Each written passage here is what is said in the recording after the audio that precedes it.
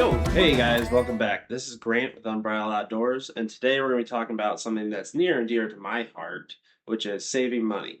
Everybody likes saving money, and especially on things like hunting and fishing gear, it gets expensive. We all know it. Things up at Gas or Bass Pro Shop, things at Cabela's, online, hell, even some places that are discount stores for hunting gear can be kind of expensive. But today, I'm going to show you guys how you guys can save some money on silhouette decoys. Okay? Let's get into it. Now, like you guys and I know, hunting in general can be expensive just due to the fact that a lot of the gear, the equipment is one of those things that it sucks up a lot. Because you have your weapon, you have your camo. If you're doing something like waterfowl hunting, it gets really expensive because now you need waders, and those can be up to $300+. If you need something like decoys, duck decoys, they can be kind of cheap. If you use the Facebook Marketplace, you can get things for cheap too. But today we're going to talk about saving some money on silhouette decoys. Those suckers can be expensive. And, I personally don't really like spending that kind of money. So, what we're going to do is we're going to talk about how I make decoys and, we'll kind of go from there. First off, you guys need some cardboard. I don't have any extra right now. Trash just left yesterday. So, through the magic of editing, I'm just going to show you what I got. Alright, so here is one of my templates. And this thing is pretty nice. All it is just cardboard. I drew some little boxes on it that are 2 inches roughly by 2 inches. That just helps me size the decoy for what I need it to be. And basically all you do, cut out your shape after you kind of determined what shape, what position you want your goose decoy to kind of be in.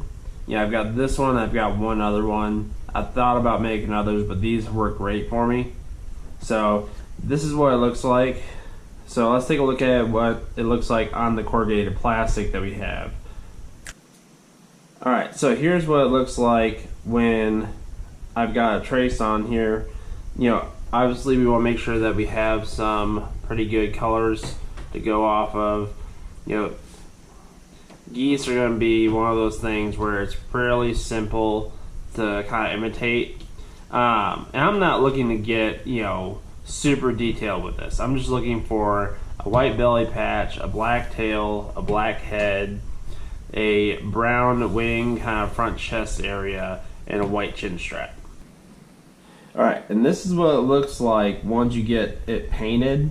Now, like I said, you can kind of see that this one's been used, it's been painted on by my kids a little bit, and it needs a retouch up on this side.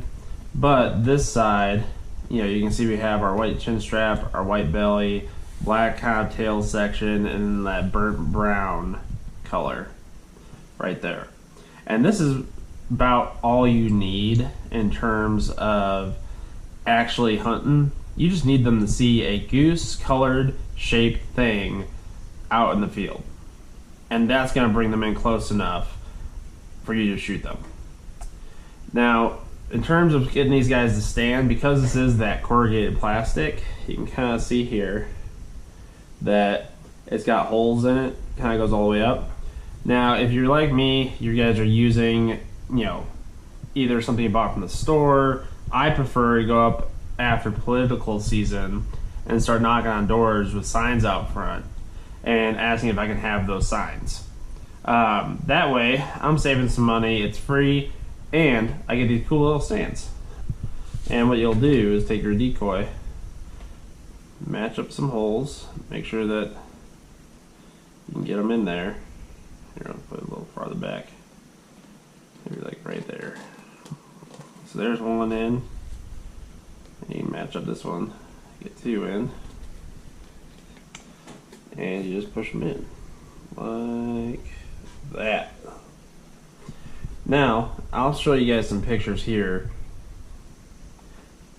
of what these look like so you guys can see you know, they look pretty good from a distance, and that's all that matters, right? You don't need something that's going to be ideal. It's not going to be perfect, but it is cheap, and that's what makes this a kind of affordable option for you guys to do. So here's another decoy that I've got, and this is, you know, one I call my spinner decoys. Now this is a cheap spinner decoy because of this. All right. So what this is just some of that same corrugated plastic, and I painted one side black, and I have one side that's white, and all it is a little catfish and swivel on an old coat hanger. Now what this does is, from a distance, you know, this will be out in the field and the geese are looking for some kind of flashing movement. It catches their attention. These just spin. You know, I can't really spin it well, but you can kind of see when I do spin it that black and white flash kind of helps catch their attention and brings them in. And all you gotta do is put it in the top, because again, this is that corrugated plastic, really nice. You can just kind of slide it on in there, and there you go. Pretty simple, easy to use, and you know what? For free, you know, minus a few bucks, mostly free. Can't argue with that. And something else I forgot to mention, guys, is whenever you're transporting these things, you can use a bag, you can use whatever you usually would use for that. I personally just like a bungee cord wrapped around them, and then I'll attach that to a backpack that I'm using, or I'll throw them in my canoe, and you know, we'll get into kind of setting them out and how you want to present them. You know, tons of YouTube videos already on that, but I'll show you what I do next one. Thanks so much, guys, for watching. You know, let me know if you guys have any thoughts or like suggestions for improvements. I'm open to anything. I'm always, you know, a student first. So let me know in the comments below, and go ahead and give me a subscribe and a like, and I appreciate your time. Y'all have a good one. Later.